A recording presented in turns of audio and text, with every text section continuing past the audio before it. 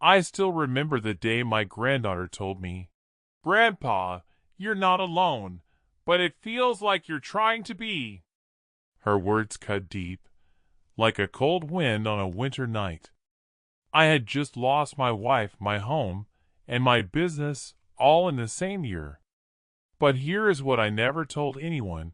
It was my own fault. I was the one who let it all slip away. My name is Walter. I'm 78 years old, and I've learned a thing or two about what actually matters in life. If you stick with me, I'll share with you the one lesson I've learned from my experiences, a lesson that I wish I had known earlier. I grew up in a small town in Ohio, where everyone knew each other's names and stories. It was the 1950s, and my family had a small farm on the outskirts of town. My dad was a hard worker, and he taught me the value of a dollar and the importance of community. I had a best friend, Jimmy, who lived just down the road, and we would spend our summers exploring the woods and fishing in the creek. But here is what I never told anyone. Jimmy's family was struggling, and I never did enough to help them. As I got older, I started to take over the farm, and I made some good decisions, but I also made some bad ones.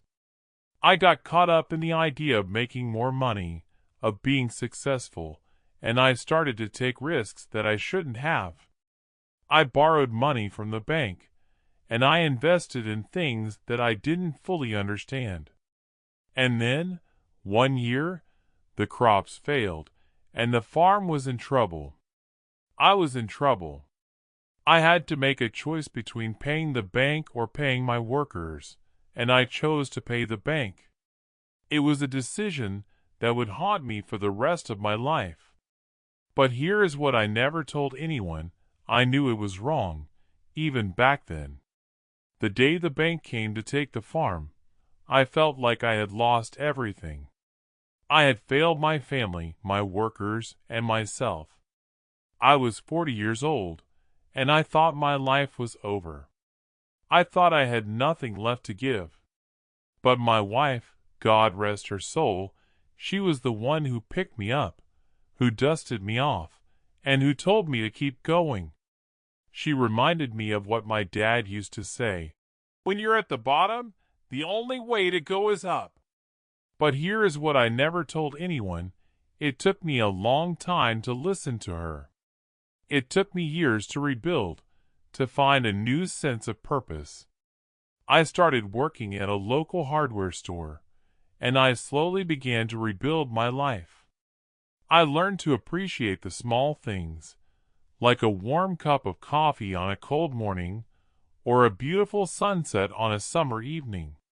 I learned to appreciate the people around me, like my wife, my children, and my friends. And I learned to appreciate the lessons of my past, like the importance of community and the dangers of greed. But here is what I never told anyone. It wasn't until I lost everything again, 50 years later, that I truly understood what matters. The revelation came to me like a storm, suddenly and unexpectedly. I was sitting in my armchair, surrounded by the memories of a lifetime, and I realized that everything I had been chasing, everything I had been striving for, was not what truly mattered. What matters is the love we share with each other, the kindness we show to strangers, and the compassion we have for those who are struggling. It's not about the money, the power, or the status. It's about the people, the relationships, and the moments we share with each other. Now I know what you're thinking. How did I go from losing everything to finding what truly matters? It's simple. I stopped trying to be alone. I stopped trying to be rich, and I started trying to be present. I started to appreciate the beauty of the world around me, the beauty of the people around me, and the beauty of the moments we share.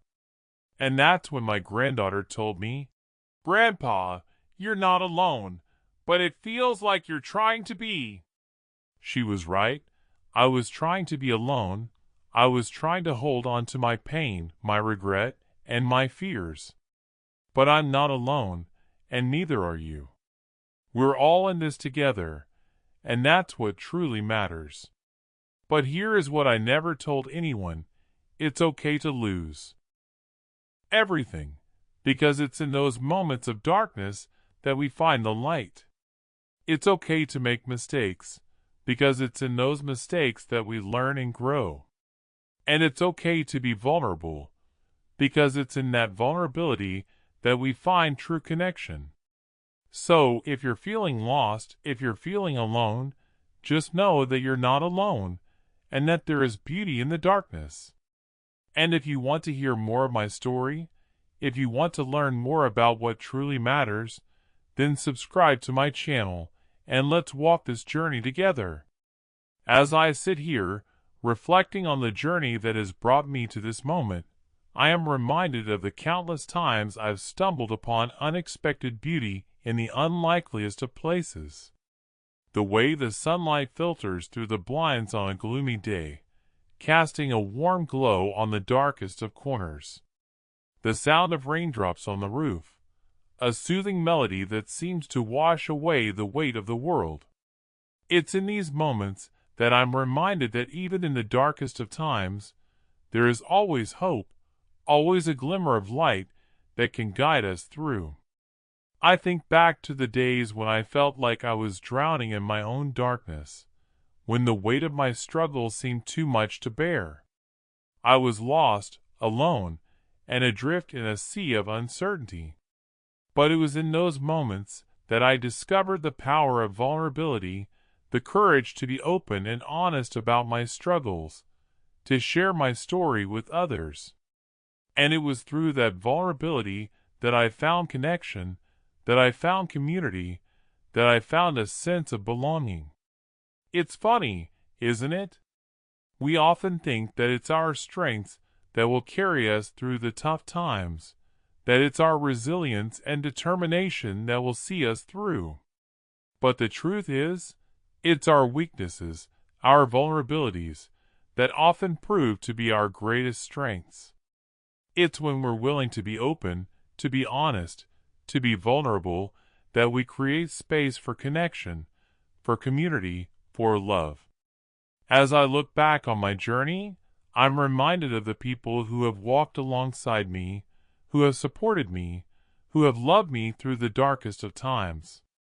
The friends who have listened to me, who have cried with me, who have laughed with me.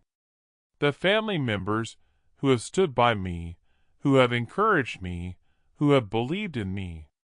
And the strangers who have become friends, who have reached out to me, who have shared their own stories of struggle and triumph.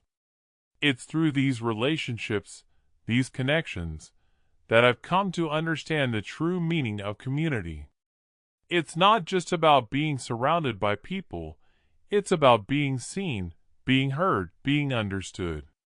It's about being part of something bigger than ourselves, something that transcends our individual struggles and weaknesses.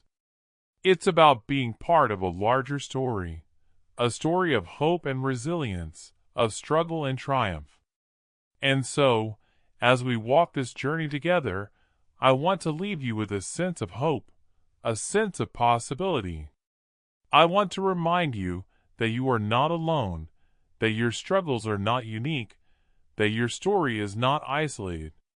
I want to remind you that there is beauty in the darkness, that there is light in the shadows. And I want to invite you to join me on this journey, to walk alongside me, to share your own story, to find your own sense of purpose and meaning. Together, let's create a community that is built on vulnerability, on openness, on honesty. Let's create a space where we can be ourselves, without fear of judgment or rejection. Let's create a world where we can find connection, community, and love, even in the darkest of times. And let's remember, always, that we are not alone, that we are part of something bigger than ourselves, something that is full of beauty, full of hope, and full of life. As we strive to create this world, we must also acknowledge the imperfections that make us human. We will stumble, we will fall, and we will make mistakes. But it's in these moments of vulnerability that we discover our greatest strengths. It's in the darkness that we find the resilience to carry on, to persevere, and to rise above. And it's in the beauty of our imperfections that we find the courage to be ourselves, without apology or pretension. We are complex, multifaceted beings, full of contradictions and paradoxes. We are both strong and weak, brave and afraid, hopeful and desperate. And it's in this delicate balance that we find our humanity.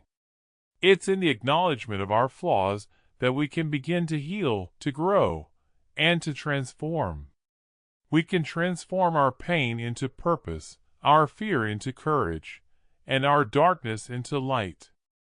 As we navigate the twists and turns of life, we will encounter others who are on their own journey. We will meet people who will touch our hearts, challenge our minds, and inspire our souls. We will form connections that will change us, that will shape us, and that will help us to grow. And we will also encounter those who will hurt us, who will betray us, and who will leave us feeling lost and alone. But even in the midst of heartache and pain, we must remember that we are not alone. We are part of a larger tapestry, a tapestry that is woven from the threads of human experience. We are connected to every person who has ever lived, to every person who is currently living, and to every person who will ever live. We are connected through our shared humanity, through our shared struggles, and through our shared triumphs. And it's in this connection that we find our true power. We find the power to forgive, to heal, and to love. We find the power to let go of the past, to embrace the present, and to create a future that is full of hope and promise. We find the power to rise above the noise, to shine our light, and to make a difference in the world. As we journey through the ups and downs of life, we must hold on to this power. We must hold on to the knowledge that we are not alone, that we are part of something bigger than ourselves. We must hold on to the hope that tomorrow will be better, that tomorrow will bring new opportunities, new experiences, and new connections. And we must hold on to the love that resides within us, the love that can heal, transform, and uplift us. In the end, it's not the years that we live, but the life that we live in those years. It's not the breaths that we take, but the depth of our breathing. It's not the words that we speak, but the truth that we speak. And it's not the moments that we share, but the love that we share in those moments. Let us cherish every moment, every connection, and every experience. Let us live with intention, with purpose, and with passion. And let us never forget that we are part of something beautiful, something hopeful, and something full of life.